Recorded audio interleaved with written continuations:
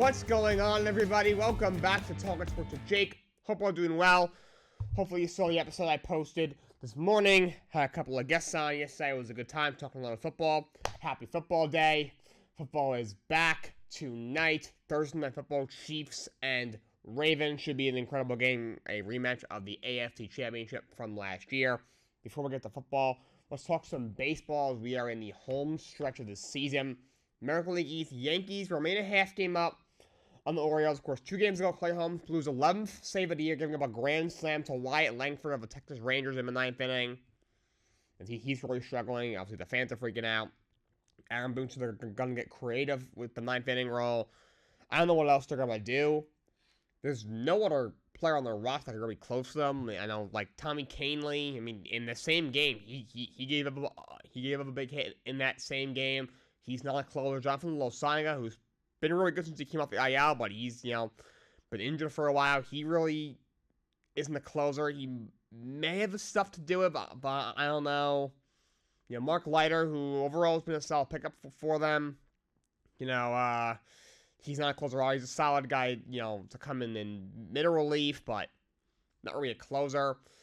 Somebody on Chris Russo, Man's Chris Russo's show, suggested maybe moving Lucas Gill to the bullpen, because once Clark Schmidt comes off the IL, someone will be booed to the bullpen from the minor league. I would think they would be probably Gill, who comes out of the rotation. And Chris Russo made a good point. He made a fair point that, first of all, he walks a lot of guys. It's been his problem this year. It's why he struggled at times after an incredible start where he was looking like he was going to be the Cy Young a couple of months ago, early on in the season. He walks one guy, which you do not want out of your closer. Also, that's a young pitcher in his first, full MLB season. To just throw him into a high-pressure spot like that in the last month of the year in a big pennant race, that's really risky. So, to me, this is a Brian Cashman. He should have addressed this at the 9th inning. He should have addressed the 9th inning at the trade deadline, and he didn't. He just didn't. All right, he went out and got Josh Chisholm and gave them, another bat. He gave them, an upgrade at third base that they needed. Okay. He went out and picked up Mark Leiter. All right, that's fine to give you, make your bullpen a little bit deeper, especially with how many injuries you got, but obviously you just got Losaga back. It looks like guys like Scott Efros are still working their way back from Tommy John from a year prior. All right, fine.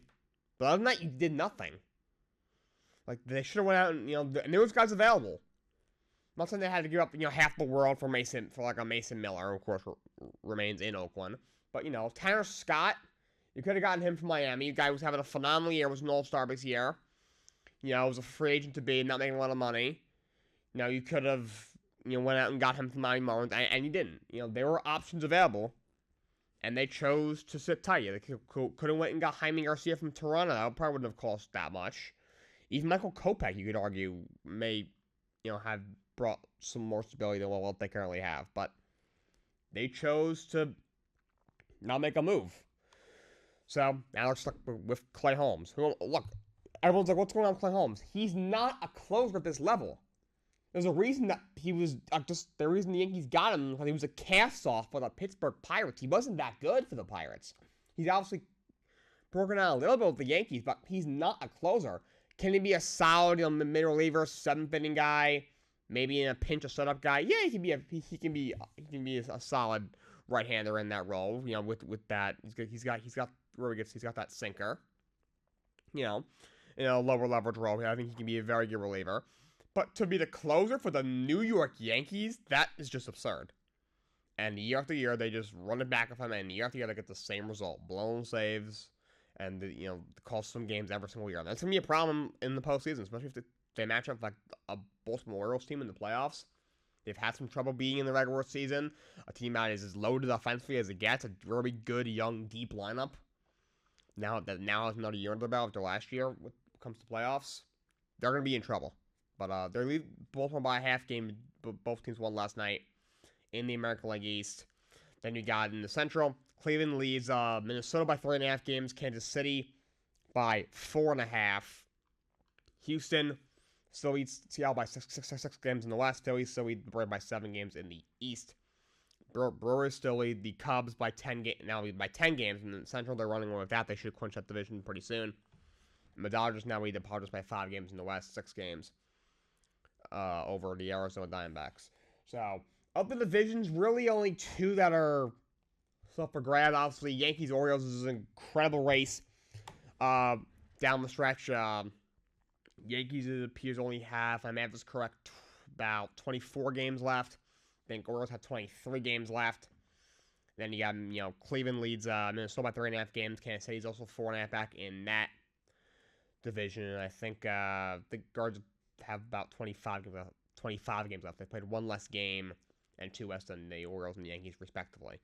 So that's the American League. Nationally, actually, now before we go to the National League wild card, let's talk about the American League wild card. The Orioles are the first spot. Orioles and Yankees will be that first spot. But the second spot right now, it remains Minnesota, a game ahead of Kansas City. For the second spot, Boston remains 4.5 out. They just got swept by the Mets. They've lost 4 in a row. They are really struggling, especially offensively. I think they haven't scored more than they haven't scored more than 3 runs. I think in like 5 games in a row. That team offensively is just really having a hard time. Devers is in a slump. Yoshida was hot. Now he's falling apart again. So offensively, they are really having a hard time right now. Detroit's 4.5 out. They've been playing a lot better lately. They've got themselves into the race. But 4.5 out with I think 23 games to go is not an ideal spot to be. It's gonna be tough, but not impossible. Seattle 5.5 out. Of course, they've been collapsing for months, so they're 6 out of their division as well. I mean, Tampa, they've actually haven't fallen as much as I thought. They're still 6 games out, but I cannot imagine them getting in. National League wild card. In the first spot is San Diego. Second spot is Arizona, who's a half game behind them. Atlanta remains in that last spot, 2.5 games out of the second spot, 3 games out of the first spot. Mets remain a half game behind Atlanta. Mets have gotten hot. They've won 6 games around to disrupt the Boston Red Sox. That was right after a sweep of the White Sox. The season looked like it was starting to fall apart. You lose series to both the Angels and the Athletics, but then you able to get a split with the Padres. So they should have won 3 out of 4. They blew that last game. Buto and Diaz blow it in the 8th and 9th innings. But you take 2 out of 3 from Arizona. And then you sweep the White Sox, and then you sweep the Red Sox. So, that was big for the Mets. Now their schedule's going to get a little tougher. I think they have a schedule with the Reds coming up, which isn't bad. The Reds are a team that's out of the race, so that's a team they should be able to handle. They have 1 or 2 series coming up with Washington, who is not very good. But then they got to play the Phillies 7 times still. Their last 10 games were against the Phillies, Braves, and the Brewers. The Phillies are one of the 5 best teams in the league easily, and division rival. Braves are a division rival team that happens to always have their number. Of course, they're necking. That's the team that they're chasing, obviously. So that series is going to be the most important series of the year, most important series since they've had, probably since they played them 2 years ago when they got swept and lost the division 2 years ago. And then they finish up with 3 against the Milwaukee Brewers. Look, the Brewers are an excellent team. They are probably also top 5 in baseball. That'll be interesting, because the Brewers right now are 10 games clear in that division. So if they've already clinched the division, would they, rest some players, maybe not have their stars go super deep into ball games, maybe not use their top relievers as extensively as they would. So, that's a series that on paper seems tough, because the Brewers are a phenomenal team. They're a better team than the Mets on paper for sure. And record-wise, obviously, just, it's not really much of a comparison. That pitching staff is absolutely incredible, and they've been a little bit more offensive this year than they have been in the last couple of years. But, if they already have the division wrapped up, it's the last 3 games they have of the year. You never know. Maybe they're like, you know what? Let's not get anybody hurt. So, but it should be a very exciting finish. September baseball is, of course, upon us. And by the way, the San Francisco Giants extend Matt Chapman, third baseman. You get 6 years, $151 million a year. So it's about $25 million a year. This year he's hit 247, 22 homers, 69 RBIs, 770 OPS. Of course, been incredible defensively. He's overall had a very good year. They gave him a lucrative 1-year deal in the offseason. Of course, he got screwed over by Scott Boras, one of the many guys who has over the last couple of years, especially this past offseason. And he got to a really bad start. He didn't sign to the middle of spring training, but he's completely got it together. He's one of the best third basemen in the business. He's a guy who hit 30 home runs for you, and is probably probably the best one defensively, arguably. It's either him or Nolan Arenado. Arenado's getting a little bit older, but still an incredible talent.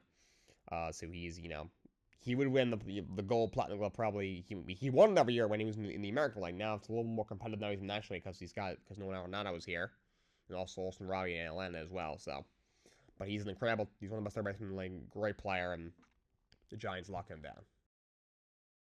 All right, so let's talk some football. We had a few extensions in the NFL. The Denver Broncos extend Patrick Surtain 4 years, $96 million, and $77.5 million guaranteed. Very happy for him. I think that puts him at, $24 million a year. That makes him the highest paid corner in the league. So Surtain's an absolute stud. He's one of the best corners in the league. I think the only corner that's probably better than him right now is probably Sauce Gardner. I would probably have him the second best corner in football right now. He's an absolute stud from our first round pick, I believe, out of Alabama. In Denver, there's not much going right now for Denver besides they have a rookie quarterback, so hopefully he's good in Bo Nix, and you have a top-level corner in Pat Surtain. That's basically all Denver has going for them right now. They locked down Pat Surtain for the foreseeable future with a huge contract. The Commanders extend Sam Cosmi 4 years, $74 million, $45 million guaranteed. He's become a very good offensive lineman. They have their struggle, but Cosmi's not really the reason. He's a pretty solid lineman. They got to protect Jane Daniels. He just drafted second overall. He needs a good offensive line in order to succeed. But if he has one, he can be a really special player. So, very good idea there by the Commanders to extend him. Trent, his terms are out. He got a 3-year extension worth $82.6 million and $48 million guaranteed. I think he had been holding out for a while, but he said the whole thing with Ricky Pearsall, of course, he was unfortunately shot a few days ago. But, he ended up, being okay, walking himself over to the ambulance, and then he got released from the hospital, and there's a good chance he will play at some point this season. So, even after that, so that motivated him to come back. Not sure if your teammate almost, your teammate's life being threatened should be, should be the reason that you're willing to show up, even though you're making millions of dollars, but that could be something that definitely lights a fire under a team that really needs to win a championship this year in the 49ers. So I'm very glad Ricky Pearsall is okay, and kudos to them for locking out Trent Williams. Looks like he'll probably finish his career in San Francisco. And they restructured Deebo Samuel's deal as well, saves him $60.4 million in cap space, which they're going to need.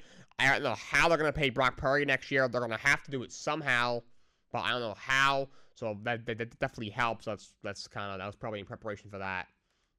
I'd be shocked. Honestly, I don't see how they keep Deebo Samuel on the team next year. Because I was thinking, the whole thing was, I think part of the reason they were hesitant on IU, because I think they knew they couldn't keep them both. I think that's part of the reason. Part of it might have been, I'm not sure, is he a true number one? Do you want to pay him like one? But, if you're going to trade him, you got to get a lot back. So, I think part of it was like, do we keep him or Deebo long term? And I do think Ayuk was probably the right move. He's much younger. He's, Deebo's a little bit older, and he's also very injury prone. So, Ayuk was probably the right move there, but he's still there for now, and now their team is as loaded as it gets. You gotta win this year. The Pittsburgh Steelers extend Cam Hayward 3 years, $45 million. I think I mentioned this yesterday. $29 million in new money. Last year, injuries limited him to 11 games, but he had 33 tackles, 2 sacks, and a pass defended last year. He's been one of the best defensive tackles for a very long time in this league. He's been in Pittsburgh his whole career. I think he's 35 years old, so he's getting a little bit older, but still a very good player. Pittsburgh, they're going to have to lean on my defense this year. Their weapons aren't that great, and obviously their quarterback situation, you have a 35-year-old or 34-year-old Russell Wilson, or a Justin Fields is still kind of developing. Whatever you want to call that quarterback room in Pittsburgh. The Jets extend Michael Carter II, 3 years, $30.7 million, $19 million guaranteed. I like this move a lot. Michael Carter flew on the radar like most slot corners do.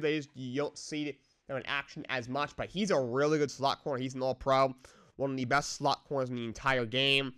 In 15 games last year, had 50 tackles, 9 pass defenses, and a forced fumble. He was really good in coverage as well. He had just a 56% catch rate allowed. His man coverage success rate was at 80.1%, which is third best in all of football. His pass rating allowed was 72.2, which is 8th best in all of football. He was one of the best slot corners, if not the best slot corner in the game last year. Just lock him up as because they're obviously a team that leans on that elite defense, and if they can get some solid quarterback play from Aaron Rodgers, if he stays healthy, Jets could be a playoff team. So as a Jet fan, I can only hope. All right, so now I'm going to talk some college football. The AP rankings came out the other day, so I'm going to go over the top 25 heading into week 2 for college football. So Georgia is the top-ranked team. Ohio State remains the second-ranked team. Texas is now at 3. Alabama's at 4. Notre Dame is now at 5. You have Ole Miss at 6. And then Oregon drops to 7th. You know, they did beat Idaho, but it was a lot closer than they probably should have been. Penn State is at 8. Missouri is at 9th. Michigan's at 10th. Utah's at 11th. Miami jumps to 12th. USC jumps all the way up to 13th. You have Tennessee at 14. Oklahoma at 15. OK State at 16. Kansas State at 17. LSU drops to 18th. Kansas up to 19th. Arizona is now 20th. Iowa up to 21st. And then Louisville is at 22nd. Georgia Tech is at 23rd. North Carolina State is at 24th. And Clemson plummets all the way to the 25th spot. By the way, I got to talk about Clemson. All right, so I've been a big defender of Dabo Swinney over the years. I've always thought he was a really good coach. He's won national championships there. Phenomenal coach. But at some point, his just refusal to use the transfer portal needs to just be studied. I don't understand. And to be fair, he doesn't bring up a horrible point. It's not that good for team building.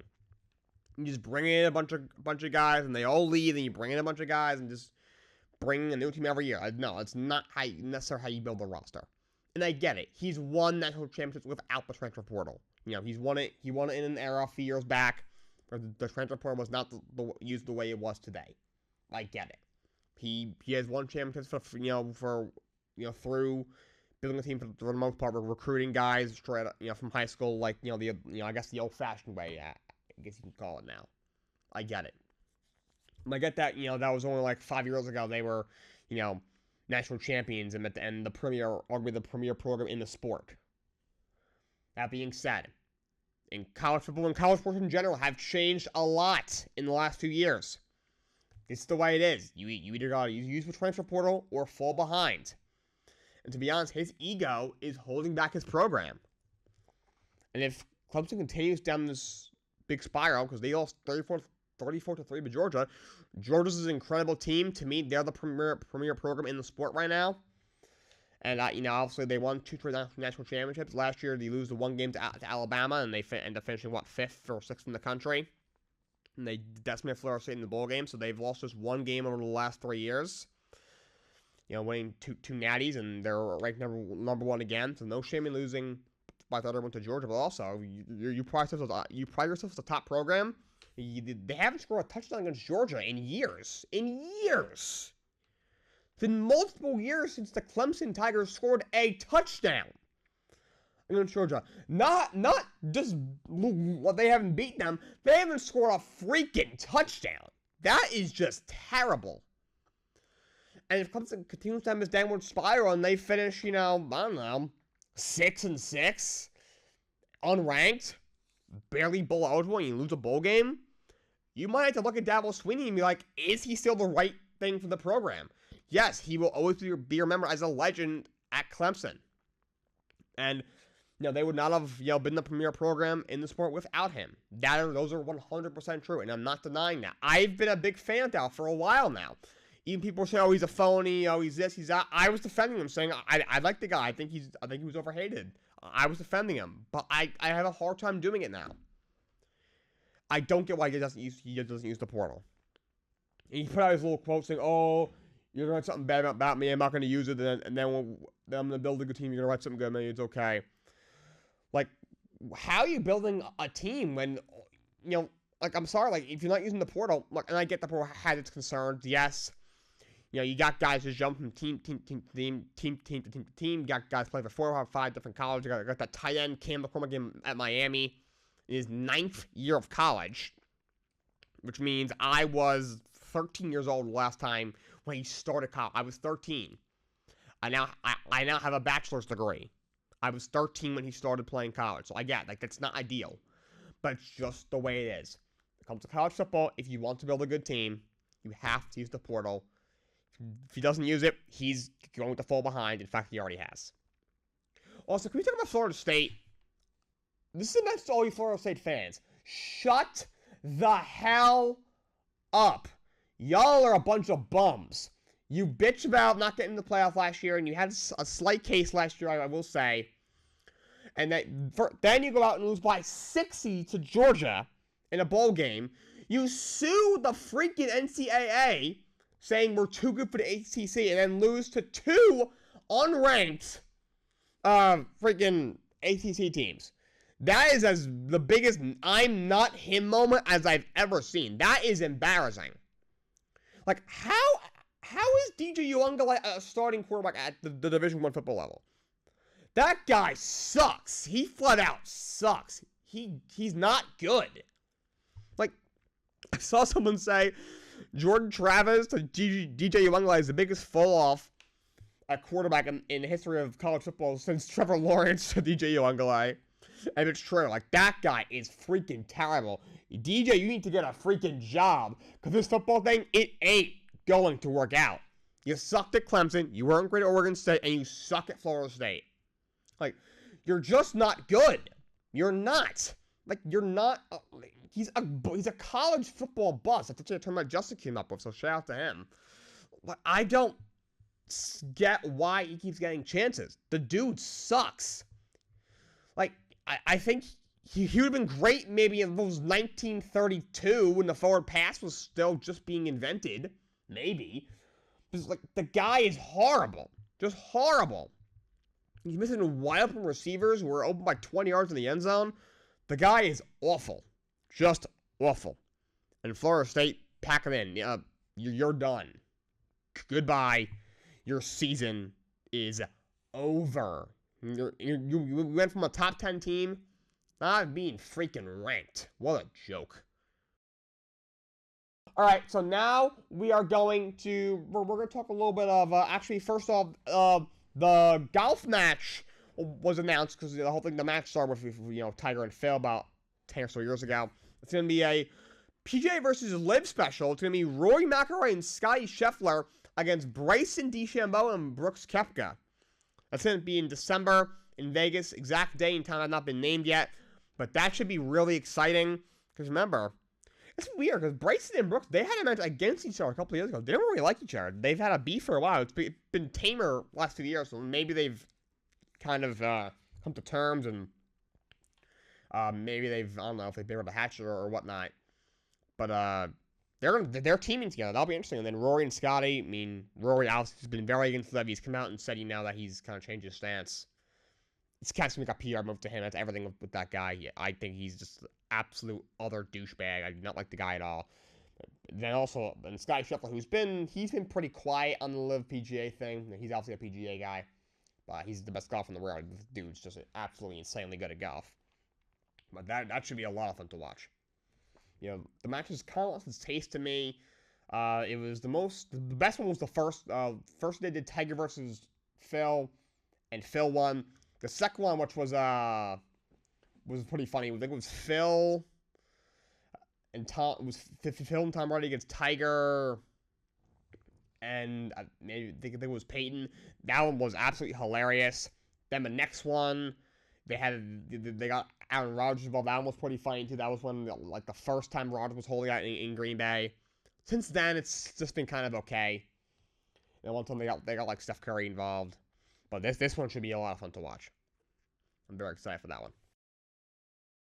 And speaking of golf, let's go over the President's Cup roster that was announced, I think, last week for the U.S. The captain is going to be Jim Furyk. For the international team, captain is going to be Mike Ware. The international team's roster is Hideki Matsuyama, Sunghae Im. I apologize if I pronounced some of their names wrong. Adam Scott, Tom Kim, Jason Day, Byung-Hun An, Christian Bezuidenhout, Corey Connors, Mackenzie Hughes, Siwoo Kim, Minwoo Lee, and Taylor Pendriff. For the Americans, it is Scottie Scheffler, Alexander Schauffele, Colin Morikawa, Wyndham Clark, Patrick Cantley, Safif Digala, Keegan Bradley, Sam Burns, Tony Finau, Brian Harmon, Russell Henley, and Max Homa. the American team's they have a much better team. They've pretty much dominated the President's Cup for a long time now, whereas the internationals and the European team has dominated in the Ryder Cup. So hopefully the U.S. Wins, and I think they should. They have a much better team on paper. They shouldn't have much of a problem winning the President's Cup this year. All right, so to finish off, we're going to talk a little bit of wrestling. First of all, I want to recap about NXT No Mercy from this past weekend. It was really, really good PLE. Shawn Michaels has completely turned that brand around. Kudos to him. We started off with a tag team championship match. It was Chasey versus Nathan Frazier and Axiom. And Frazier and Axiom pick up the win to become the new champs. And then we had a bit of a backstabbing after because I think it was... I don't want to rewatch NXT. I'm just starting to get into it. So, so we had a bit of a heel turn. I think yeah, it was Holland. He turned on Andre Chase. By the way, that guy Andre Chase, that guy is really talented. Oh my god, that like move like that. It was like looked like a Falcon Arrow or a powerbomb with the top rope. That was incredible. That was a really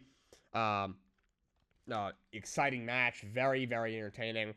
We had Wesley versus Zachary Wentz. Great match. Obviously, great storyline. He had, Zachary Wentz and then his other buddy come back and reunite with Wesley. And then Wesley turned on him and set up this match.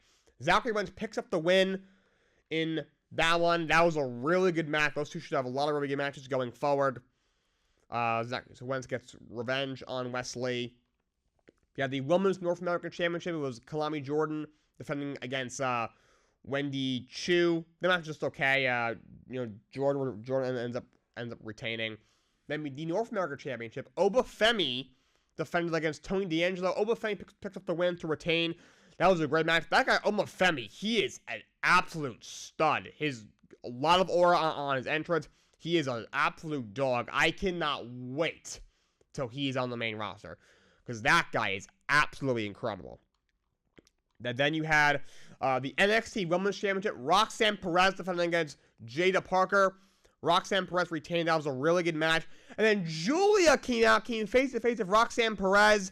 Julia, one of the best Japanese women's wrestlers in the world. It's rumors for months that she had signed with WWE. She is now in NXT, but apparently she's going to be for a while. But Roxanne Perez, she is going to be a star. How many great feuds has she had? With Chelsea Green. She had a feud with Natalya, who's one of the all-time greats. She had a feud with Lyra Valkyria. She's feuded with everybody. She's still only 22 years old. So that's going to be an incredible feud. And then the main event, the NXT Championship with All Ego Ethan Page against, say his name, he appears. I believe in Joe Hendry. Ethan Page picks up the win, of course, with Trick Williams, the special guest referee. It was really exciting. Hopefully we see more of Joe Hendry going forward. I love the TNA and WWE partnership.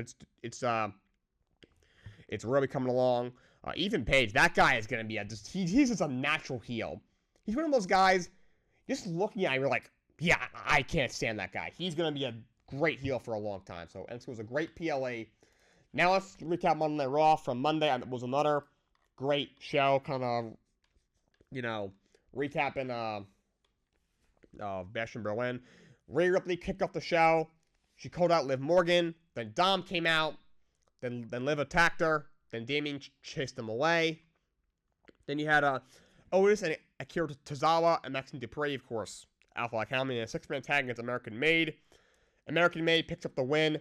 Then afterwards, they called up the Wyatt 6. He said 8-man tag in a street fight against any 4 you freaks. And then Uncle Howdy and all of them came out. Uncle Howdy cut a really good promo. The Wyatt 6 presentations have been absolutely perfect. Kudos to Triple H on that one. It's Zelina Vega against Shayna Baszler. Baszler picked up the win. That was just an okay match. But Lyra Valkyria came back, which I was very excited about. CM Punk cut a promo. He's challenging Gunther for the world title. He's still on the announce table, and then he was just decimated by Drew McIntyre. McIntyre took his bracelet and just crumbled it into pieces. I'm hearing it's going to be a Hell in a Cell between those two in the trilogy. A Bad Blood. That might be one of the best feuds in years, honestly. Punk and McIntyre. We haven't. This is like Rock Cena level feud. That feud has been absolute cinema the whole way. And triple threat, #1 contenders match for the Intercontinental Championship tournament. It was also the winners of all these matches are going to have a fatal 4-way, and then they'll fight Braun Breaker. It was Dragon Lee against Ilya Dragunov against Dominic Mysterio. Ilya Dragunov picks up the win, which I was very happy about. He's a really talented wrestler. He's incredible in the ring. I hope he gets a push sooner rather than later. Hope him and Gunther fight at some point down the line. Yet again, their NXT matches were absolutely incredible. Yeah, Damage Control had a tag match against Unholy Union, which is, of course, Alba Fire and, what's her name? Iowa Dawn. And, and then Dawn and company win. They win the match. Of course, Blair and Cargill were at ringside. Of course, they beat Iowa Dawn's team for the women's tag championships at Bash in Berlin. Unholy Union picks the win. That match was okay. I would have probably had Damage Control win. Of course, they kind of got in the face of Belair and Cargill after the match. You had Sami Zayn cut a promo, and Gunther came out. Those two cut a promo as Gunther walked away from the ring. He says Sami Zayn's like, I think I'm the only one that beat you. And then you saw Gunther was upset for a minute, and he just continued, to walk on. So could Sami Zayn fight him for the world title? That would be a great match. Gotta love Sami Zayn. Also, Gunther, I gotta say, Gunther just gassing up Sami Zayn, saying, "Oh, well, I see the fire in your eyes," and then just denying him a chance. That's the most gangster move you could possibly do. Love Gunther. But yeah, Braun Strowman against Sheamus against Loba Kaiser in a triple threat.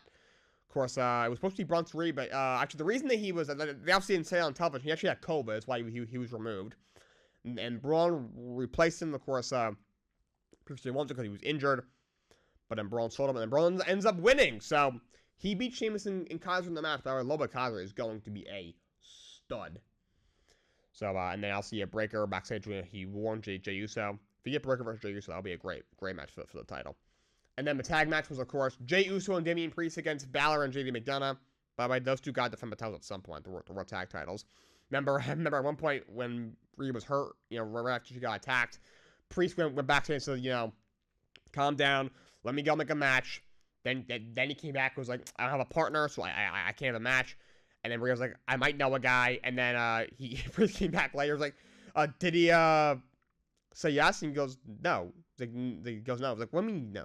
What do you mean no? I was like, oh no, it's all good. I was like, what do you mean? Like, what do you say? And then she goes, yeet. So obviously the whole thing with Jey Uso and Mommy Rhea Ripley. So, and when they went off camera, you had Rhea hitting the yeet, which was very funny. But Priest and Uso pick up the win. It was a great match. That's all I got for you guys today. Probably no show tomorrow. Next time you see might not be till Tuesday or Wednesday. I got some things that I got to take care of. But until next time, so long and have a great day.